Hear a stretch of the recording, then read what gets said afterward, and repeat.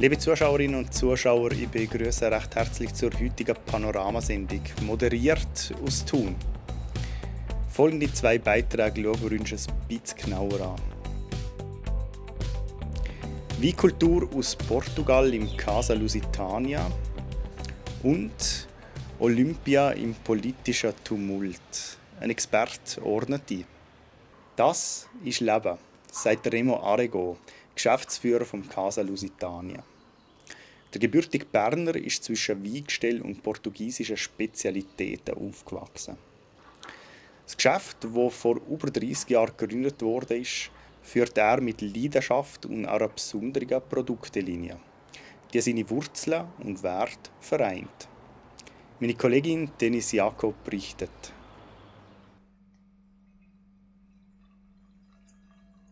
Ich sage immer, ich bin wie der Obelix, nicht in eine Zaubertrank gekehrt, aber sicher in ein Weinfass rein und kenne das aus kleinen Bub, die ganze Materie. Und habe ein riesen Wissen über portugiesische Weine, obwohl ich es eigentlich nie gelernt habe, sondern immer von meinen Eltern habe mitbekommen. Mein Name ist Claudia Arregau und ich habe zusammen mit dem Francisco Arregau am 1. November 1991 Casa Lusitania gegründet. Weinkultur aus Portugal.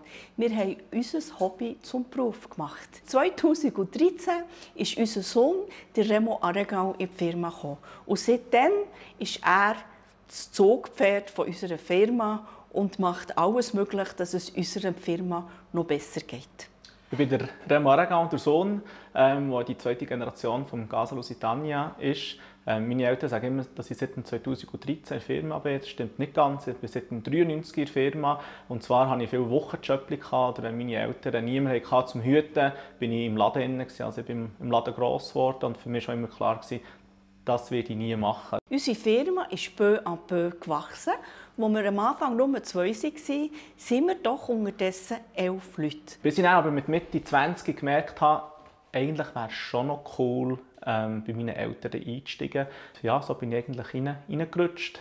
Durch das, dass ich eben mehr Wein getrunken habe und es geniessen, hat mich plötzlich die Leidenschaft von meinen Eltern auch interessieren. Und der Fokus war bei mir eigentlich immer auf dem Wein.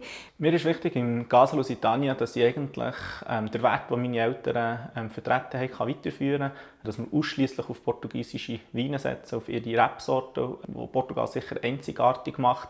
Ich wollte nicht alles ändern, was meine Eltern gemacht haben, sondern habe meinen eigenen Spirit hineingebracht, habe meine eigene Weinlinie kreiert. Die Linie nennt sich «Das ist Leben», ein schweizerdeutscher Name, der Bezug zu meiner Mutter hat, die aus Bern stammt, aber auch ein portugiesisches Produkt, das den Bezug zu meinem Vater natürlich hat. Und so kann ich mich eigentlich verwirklichen in meinen eigenen Produkten, die ich mit unseren jahrelangen Partnern zusammen entwickeln durfte. Das ist noch schwierig. Lieblingswein, ja, es gibt natürlich schon Weine, die wir besser munden als andere. Im Großen und Ganzen, wir kaufen ja die Weine alle selber ein. Und es muss ja jeder gefallen, den wir einkaufen, sonst würden wir ihn gar nicht einkaufen. Ich finde jetzt an einem heißen Sommerabend so einen schön, leicht gekühlten Rosé ist natürlich wunderbar. Als ich in die Firma eingestiegen bin, war Rosé extrem verpönt. Jetzt ist es wieder ein extremer Trend. Mit diesem Trend bin ich natürlich mitgegangen. Ich habe einen wunderschönen Rosé gemacht. Das ist Rosé aus meiner eigenen Linie heraus. Und ich finde ihn perfekt für einen Sommerabend, zum Grill, zum Geniessen, mit Freunden zusammen sein. Spritzig, frisch, unkompliziert und gleich interessant.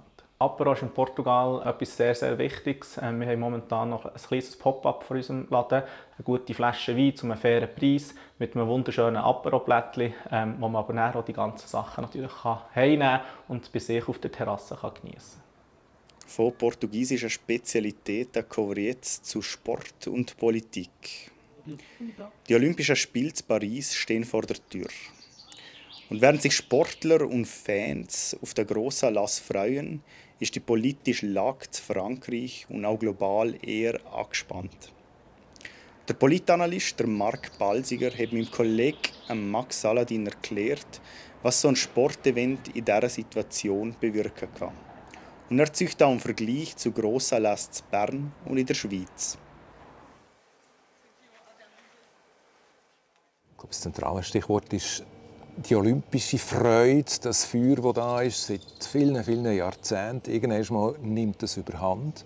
Nicht nur für die direkt beteiligt sind, sondern schwappt nachher über.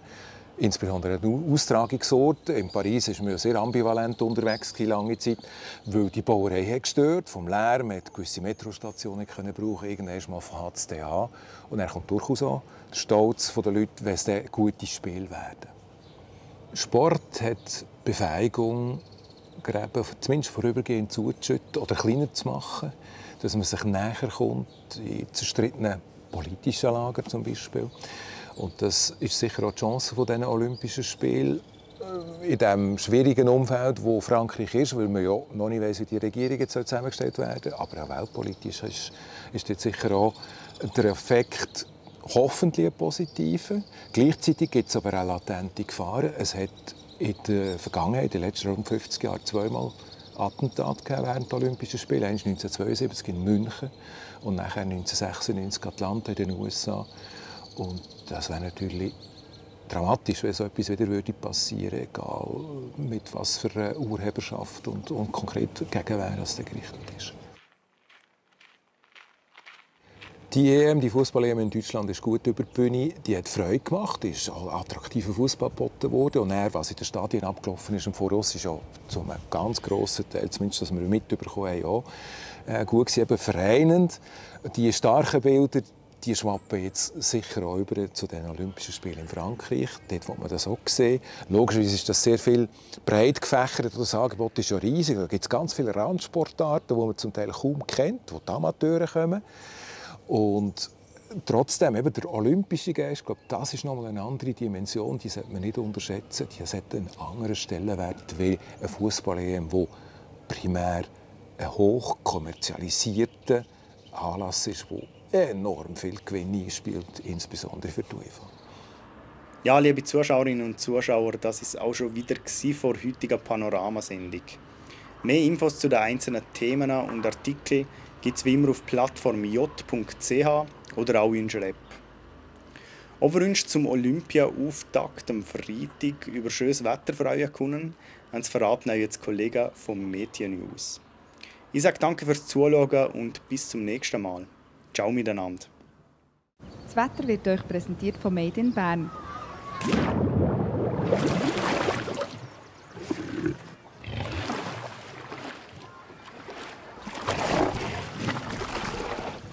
Bärenstarke Sommerferien.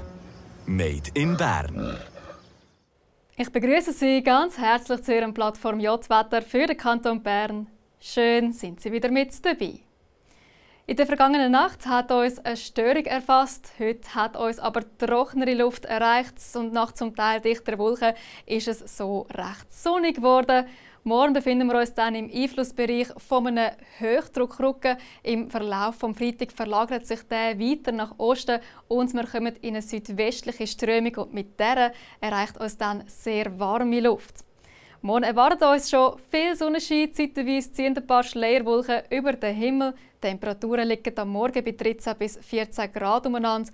Am Nachmittag geht es recht sonnig weiter mit zum Teil ein paar hohen Wolkenfeldern. Über den Bergen bilden sich harmlose Quellwolken. Es wird sommerlich warm bei rund 26 Grad. Im Flachland haben wir eine leichte Brise. Auf den Bergen leichter bis mäßiger Wind aus westlichen Richtungen. Die 0-Grad-Grenze liegt auf rund 4300 Meter. Am Freitag und am Samstag da ist es noch mal recht sonnig. Am Samstag erwartet uns ein Hitzetag mit Temperaturen um 30 Grad. Im Oberland dürften die Quellwolken am Freitag noch meistens harmlos sein. Am Samstag steigt dann das Regen- und Gewitterrisiko in den Bergen allerdings an. In der Nacht auf den Sonntag kann es auch im Flachland nass und gewitterig werden. Das genaue Timing der Störung ist dann noch nicht ganz klar. Spätestens am Sonntag dürfte es dann aber verbreiteter einmal den Regenschutz brauchen. Das Temperaturniveau geht dabei zurück. Am Montag und am Dienstag sieht es dann nach aktuellem Stand aber dafür schon wieder recht sonnig aus. Am Dienstag dürfte es auch wieder hochsommerlich heiß werden. Ja, und damit wäre es das von meiner Seite. Ich bedanke mich dafür, dass Sie zugeschaut haben und wünsche Ihnen noch eine ganz gute Zeit. Ade miteinander.